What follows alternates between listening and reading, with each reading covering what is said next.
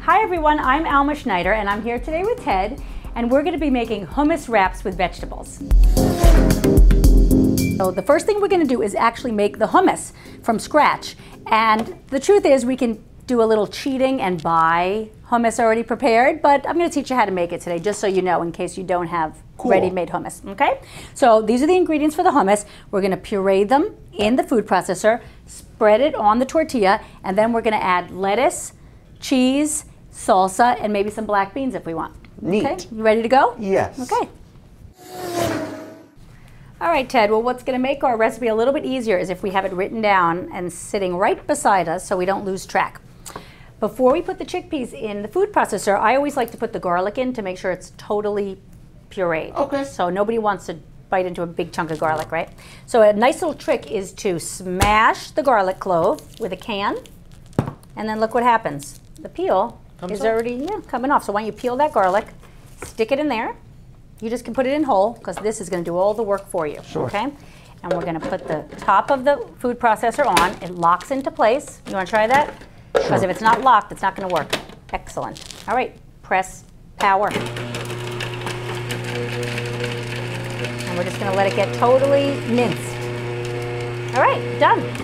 Excellent job. You want to take it off? You just turn it. Excellent, excellent. All right, next step. We're going to put the chickpeas in. So we're just going to be careful about putting them in so they don't spill all over the table. Excellent. We're done with that. Put that to the side. Next step, we have 6 tablespoons of olive oil. Good. All right.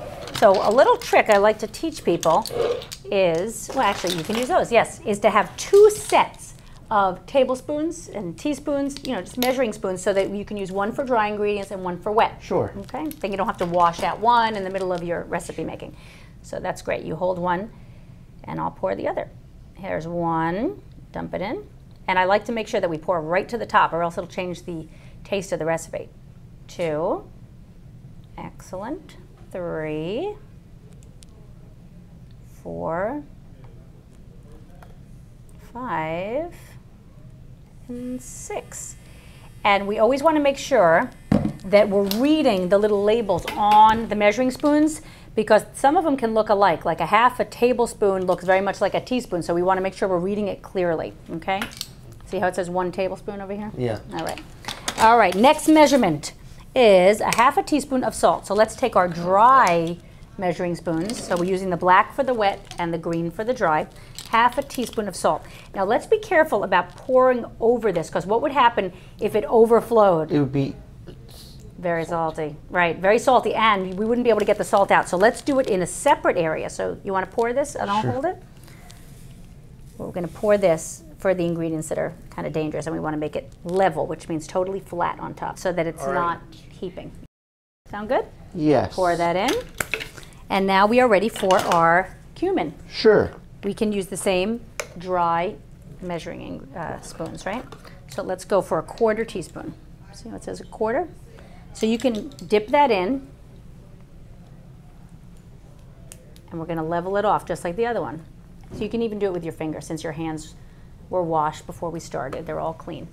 Excellent. All right. We can get rid of, it's also a good little tip to get rid of the ingredients after you use them so you don't forget and then redo them. Okay. So we're going to get that cumin out of the way. Now for the tahini. Now the tahini's a liquid, so which measuring spoons are we going to use? Excellent. We're going to take 2 tablespoons, and we're looking at the measuring spoons, making sure you can actually dip that in. And again, it doesn't, we don't want a heaping tablespoon. We want it level. Perfect. You can just pour that right in. And I like this recipe because you don't have, there are no steps except measuring and pouring. That's it. Okay. So you're making 2. 1 more, and then we're done with the tahini. And the tahini is just sesame seeds pureed up. Excellent. Let's get the tahini out of the way. Excuse me. Now we are ready for the lemon juice. So we're going to continue with the wet measuring spoons, and we're going to do 2 tablespoons of lemon juice. All right, may I pour it? And we're going to, again, make sure that this is level. All right, 1, 2. And you can use fresh lemon juice or lemon juice in these little bottles like that. And all we need now is a little bit of pepper, a sprinkle of pepper, and then we are ready to puree. Sure. You're doing great. Thanks. You're welcome. Sprinkle that in. You like a lot of pepper or a little pepper? I love a lot of pepper. All right, so this is where you can get a little creative. Yes. All right. That's good. All right, perfect. Now let's put the top back on. Remember how we lock it? To the right. Click it in. Excellent. Now, let's go.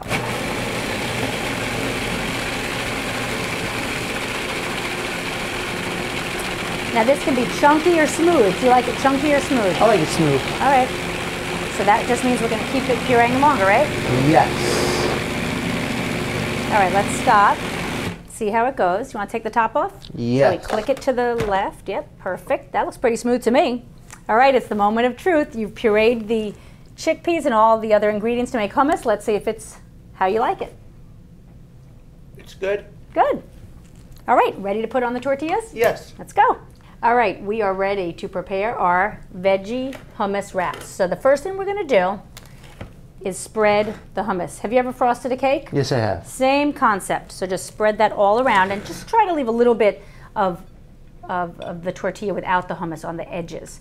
Because Okay. when we roll it up, it might ooze all out. That's bad. Yeah, so we don't want that to happen. No. Excellent. All right, you've clearly done this before.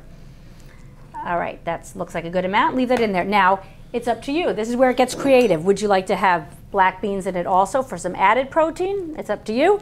Here's some cheddar cheese, some lettuce, and some salsa. Lettuce, please. Sounds good.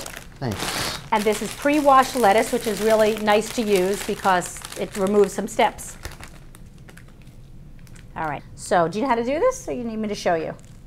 Well, let's start Can you show off. me if you don't mind? I'll show Thanks. you, and then you can continue. So, we're going to start off by just making a That's it. little roll, and then you continue rolling all the way to the end. That's it. You're done. And it's always good to put it seam side down if you're going to cut it so that it doesn't open up. So we can cut it into halves or even quarters if you Quarters wanted is to. fine. How's that? You want me to cut into quarters Sure. also? Yes, please. Because it's smaller and easier to manage. You're right. All right. There we go. There you go. And that's a nice little lunch. You could put a salad on the side. You can add some cheese to it, some beans, some dressing. But just like that, that is a healthy, tasty lunch. Thanks. Want to try it? Just one, please. Okay. What do you think? It's delicious. Good. I'm glad you like it. And that was nice and easy. It was really good. She taught me how to make hummus wraps. I learned how to make homemade hummus with chickpeas and the other ingredients. I think the hardest part is opening the can opener. It tasted great. I thought Ted did great. He struggled a little bit with the can opener, but once I showed it to him, he followed the instructions and he did it on his own. So I'm sure he'll be able to replicate this when he goes home. This is a great recipe for people on the spectrum because it really requires very few steps and no cooking. It's really just assembling ingredients that are all healthy and that people can make on their own very quickly, and it tastes really good. The food processor is one of my favorite tools in the kitchen. One, for safety issues. It allows you to not have to use a knife. And it also expedites whatever you're doing in the kitchen. It makes it much quicker to puree something or to chop it up. So something that is really important about a food processor is the way that it locks. We want to make sure that when we put it on, we are locking it into place the right way, because if we're struggling with it and trying to pull it the other way and pulling really hard, it could snap off the plastic and then your food processor is broken. So always be careful about putting it on the right way.